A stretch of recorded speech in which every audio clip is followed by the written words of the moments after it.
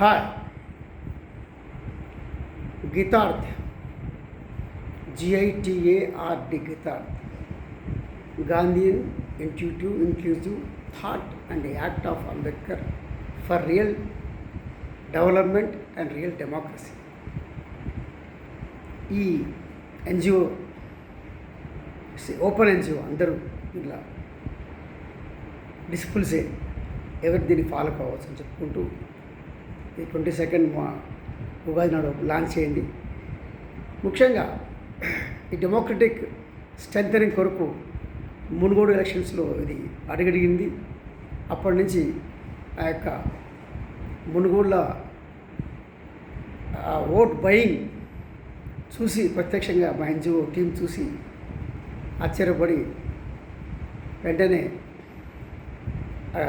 Election commission అప్పటికి వికాస్ రాజు గారికి విన్నపం ఇచ్చుకుంటూనే హైకోర్టులో నేను పిల్లు కూడా వేశాను. ఆ పిల్లో కొన్ని ఐటమ్స్ అడిగాను అంశాలు. ముఖ్యంగా ఎలక్షన్ ఓట్ బయింగ్ కరపుకోవడానికి ముఖ్యమైన కారణం 77 సెక్షన్ 77 3 క్లాస్ ప్రకారంగా ఆర్పిఏ అంటే RTI representation peoples act RPA 51 ప్రకారంగా ఒక క్యాప్ ఉంది, మ్యాక్సిమం క్యాప్, ఎక్స్పెండిచర్ క్యాప్. అది ఎమ్మెల్యే గారికి ఎమ్మెల్యే ఎలక్షన్స్ 40 lakhs, వెరాజ్ ఎంపీకి 95 lakhs. ఇప్పుడు దగ్గర 75 ఉంది, మ్యాక్సిమం 95 ఉంది. సో ఎనీహౌ ఈ రెండు రూల్ ఆఫ్ లా అన్నప్పుడు రూల్ పెట్టినప్పుడు రూల్ లాను దాన్ని ఫాలో అవ్వాలి కదా. మరి ఎలక్షన్స్లో ఎక్స్పెండిచర్స్ స్క్రూటినీ అనేది చేయడానికి ఎక్స్పెండిచర్ రిటర్న్స్ సబ్మిట్ చేయాల్సిన అవసరం ఉంది కనుక అది ఎలక్షన్స్ అయిపోయిన తర్వాత 30 రోజుల తర్వాత మీరు సబ్మిట్ చేయమని చెప్పి అడుగుతున్నారు. సో అది పోస్ట్ మార్టం కిందకే వస్తుంది, ఇంకోటి ఏమి ఉండదు. ఎలక్షన్స్ అయిపోయిన తర్వాత 30 రోజుల రిటర్న్ సబ్మిట్ చేసేటప్పుడు అది ఏం ఫైదా ఉంది? ఎన్నిక వరకు దాన్ని అతను ఆలోపల అతను ఎమ్మెల్యే మినిస్టర్ అయిపోతారు, గవర్నమెంట్ ఫామ్ అయిపోతుంది. How can we make them responsible for they crossed their expenditure limits? It's very hard class situation. చాలా 2 ఎగ్జాంపుల్ కూడా చూసాము రీసెంట్లీగా. ఈ ఖమ్మం డిస్ట్రిక్ట్లో కూడా జరిగింది, తర్వాత గద్వాల కూడా జరిగింది. 11th అవర్లో ఎలక్షన్స్ అయిపోయి 5 years అయిపోవచ్చు ముందుల వాళ్ళు డిస్క్వాలిఫై అయితే they have got this stay orders from supreme court. So అది ఆ రూల్ ఇంపోజ్ పెట్టినా ఒకటే పెట్టకపోయినా ఒకటే sir. If you wants to strictly maintain every election candidate has to submit returns after the pole day అయిన తర్వాత ఒక రోజు పెట్టుకొని ఎక్స్పెండిచర్ స్క్రూటినీ డే పెట్టుకొని అప్పుడు సబ్మిట్ చేయమని చెప్పండి. Every candidate has to prove himself that he has not crossed the maximum limit. 40 lakhs మించి ఎవరు పోలేదన్నమాట. 40 lakhs అది ఖర్చు అవుతుంది, అది లీస్ట్ అమౌంట్, అది డిపెండ్స్ అపాన్ యువర్ అమెండ్మెంట్ చేసుకోవాల్సిన అవసరం ఉంది. కానీ however the rule is rule. So cross అయిన అందరికీ కూడా డిస్క్వాలిఫై చేయాలి. If you could not able to prove, so it's not possible. 40 lakhs పెట్టి 40 కోట్లు 50 కోట్లు ఆ మునుగోడులో 400 crores పెట్టి పేపర్లు వచ్చినాయి, అన్ని పేపర్లు వచ్చింది క్లియర్గా, హిందూ కానీ అన్నింటిగా. ఇలాంటి కేసులలో మనము ఎక్స్పెండిచర్ విషయంలో అప్పుడు ఇస్తే హైకోర్టు కూడా ఏమన్నది, we cannot dictate terms of this election commission. It's under purview of parliament amendment has to taken.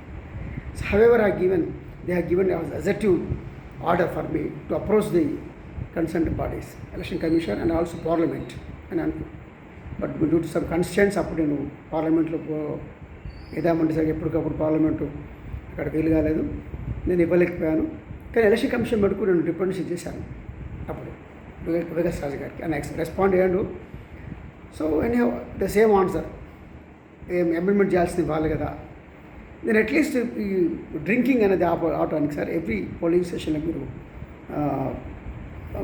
Breath analyser పెట్టండి. ఇట్స్ యువర్ పర్వ్యూ కదా. సో అట్లీస్ట్ ఓట్ బయింగ్ పక్క పెట్టిన ఇంటాక్సికేషన్లో వచ్చి ఓటు వేసే భవిష్యత్తు ఉండదు కదా. అదొక్కటైనా కొంతవరకు మ్యాక్సిమం అని చెప్పేవారు. మరి అది కూడా ఇంప్లిమెంట్ అయినట్టుగా అనిపించలేదు. ఏదో కొంత ఎఫెక్ట్ పనిచేసింది లాస్ట్ ఎలక్షన్స్ నుంచి కూడా, తెలంగాణ ఎలక్షన్స్లో. సో మళ్ళీ ఒకసారి మనం అందరం కలిసి ఇప్పుడు మళ్ళీ జనరల్ ఎలక్షన్స్ 2014లో అడుగుపెట్టాము. నిజంగా ఆ పిల్ల ఆ రోజు కరెక్ట్గా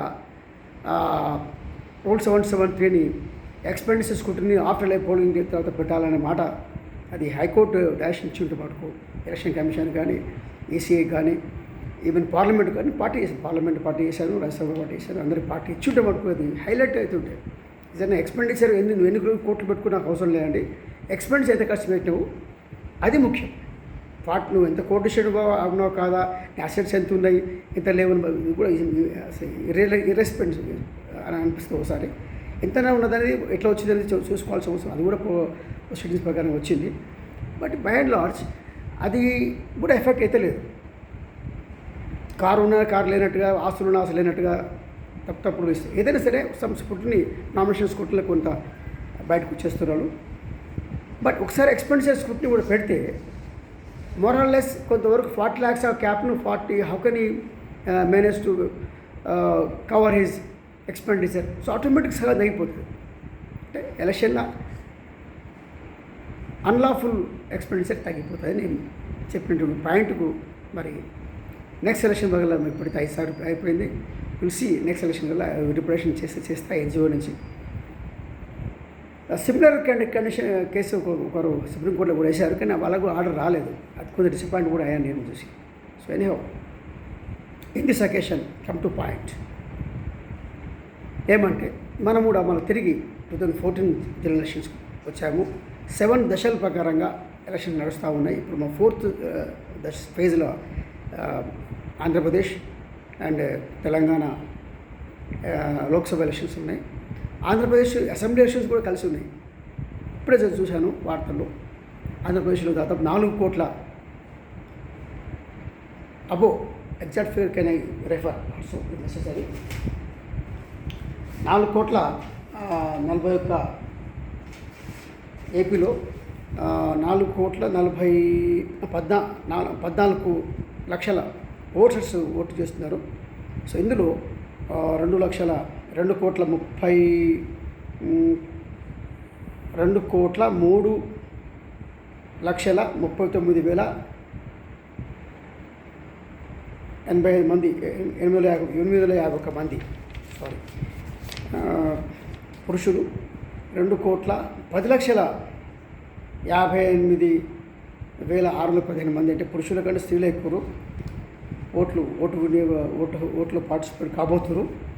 మరి దీంట్లో ఆల్మోస్ట్ 5.26 lakhs సిబ్బంది దానికి వాళ్ళందరూ తమ ఎండల అని అనకుండా పోలింగ్ చేస్తున్నారు ఎలక్షన్ కమిషన్ తరఫున.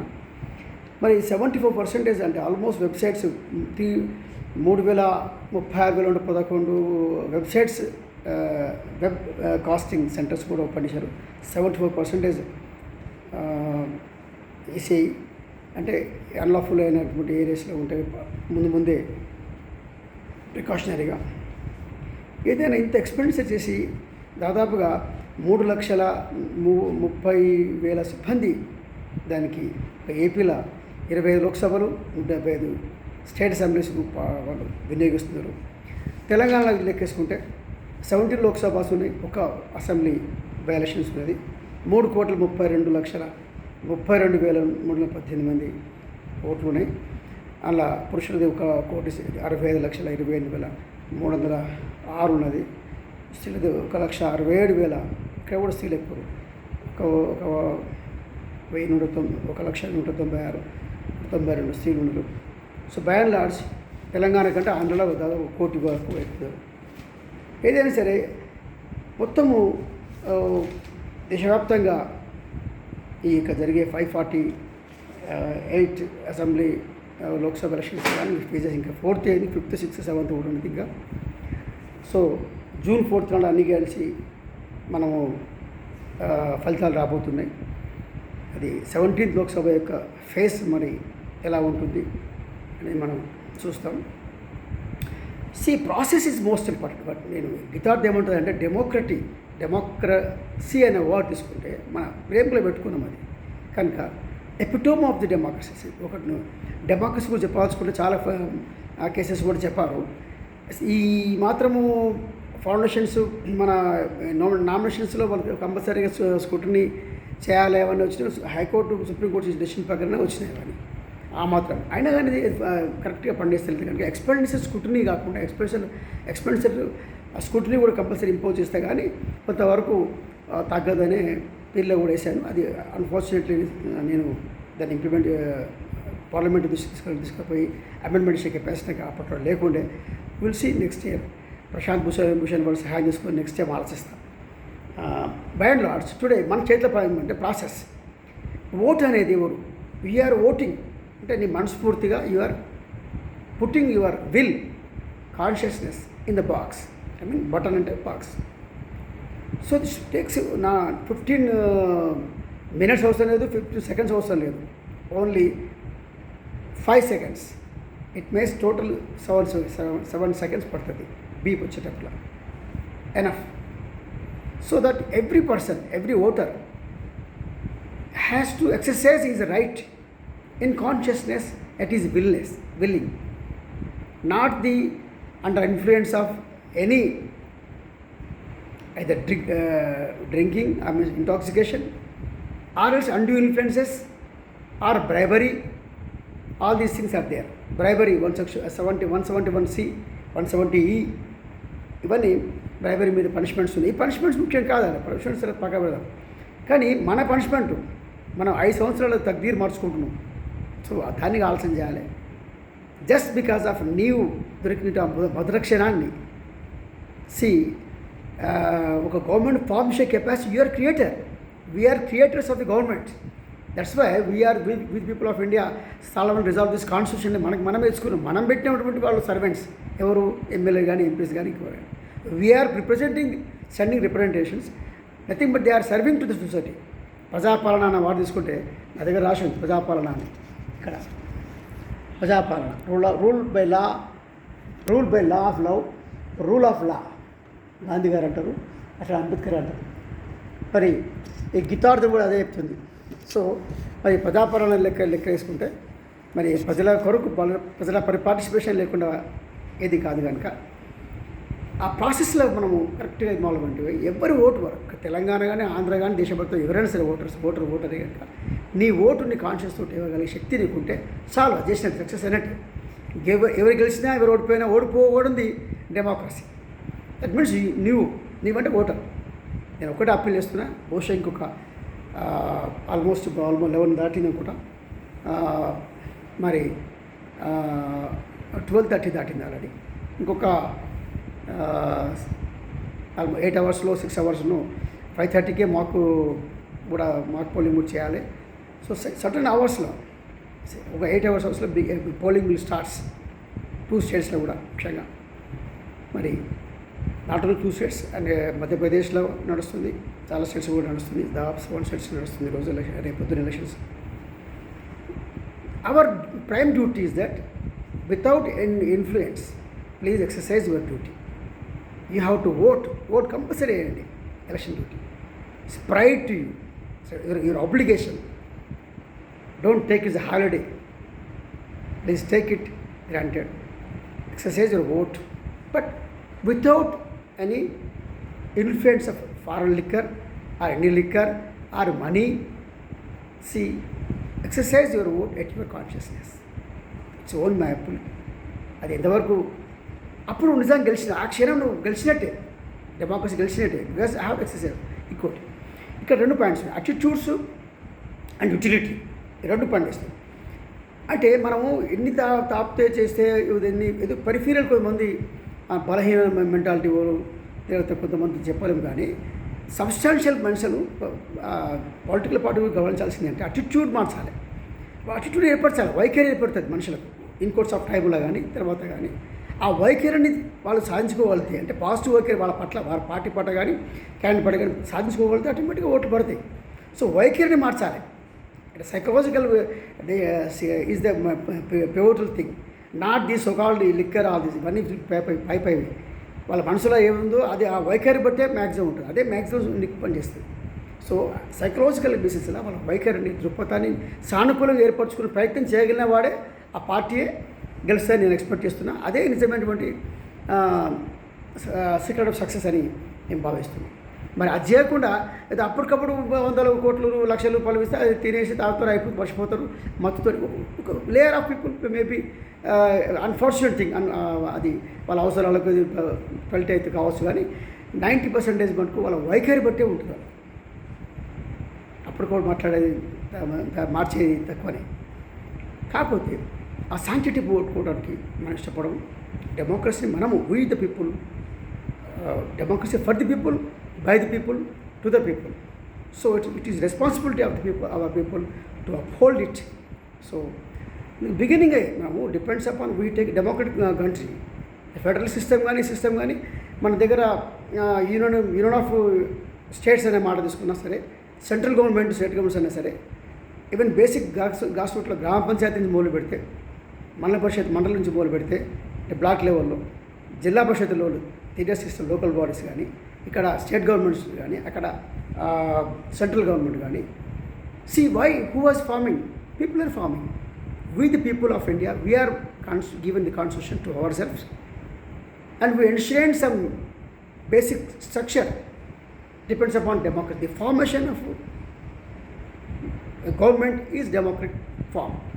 The main epitome of or bedrock of this society, governance is democracy. Who has constituted? The people, the voters, I say. Not only voter representing his family, not even who didn't get the voting age also representing their rights also. Who don't know, up to 5 years you are going to determine their destiny also, your children's destiny also. So I take responsibility. At least డిగ్నిటీగా నేను ఈసారి vote అమ్ముకోలేదు, ఎవరికి ప్రలోభపడి చేయలేదు, ప్రలోభపడి నేను vote ఇవ్వలేదు అనే మాట తీసుకోగలితే అంతకంటే ఇంకోటి ఏం కావాలి? Which party you wants, take your own choice of vote. Me choice me will determine చేయాలి, కానీ ఇంటాక్సికేషన్ కానీ అన్డ్యూ ఇన్ఫ్లుయెన్స్ కానీ చేయొద్దని కోరుకుంటూ, మరి be a true democratic. This time I only appeal. Githardi says that Gandhian intuitive inclusive thought and the act of Ambedkar for real development, a real democracy. This is the thing only all the country people has to exercise. Please take what is our weapon. Say a weapon means when you exercise right, it's weapon. Weapon is rightly he has to take the advantage. Weapon not to give the destroy your own people, your own objectivities, your own ethos. It should be protect our things. See, it's right, soft skill. We're waiting for 5 years and try to change the society. At least the process to be taken care. Whoever may win or lose, but not to lose ourselves. You are conscious not to lose. Uphold your dignity and not to curb yourself, your personality for so-called liquor, money, muscle power, all these things. I request you that as a Githardi disciple, it's my humble request to voters, wish you have best of success at your decision. Strong decision తోటి మీరు మనస్ఫూర్తిగా vote వేసి కావాలండి. మీ ఇష్టమైన work వేసుకోండి. That's your choice. At your choice exercise your right. That's only the true democratic aspirant I am appealing as a Githardi disciple. Thank you for all. And Telangana and Andhra ఓటర్స్కు మరొకసారి నమస్కారం చెప్పుకుంటూ, మీరు అందరూ రేపు పొద్దున్నే ఎలక్షన్స్లో మనస్ఫూర్తిగా మీ యొక్క ఓటును తప్పనిసరి అందరు వేసి డెమోక్రసీని గెలిపించండి. మిమ్మల్ని మీరు గెలిపించుకోండి. Thank you.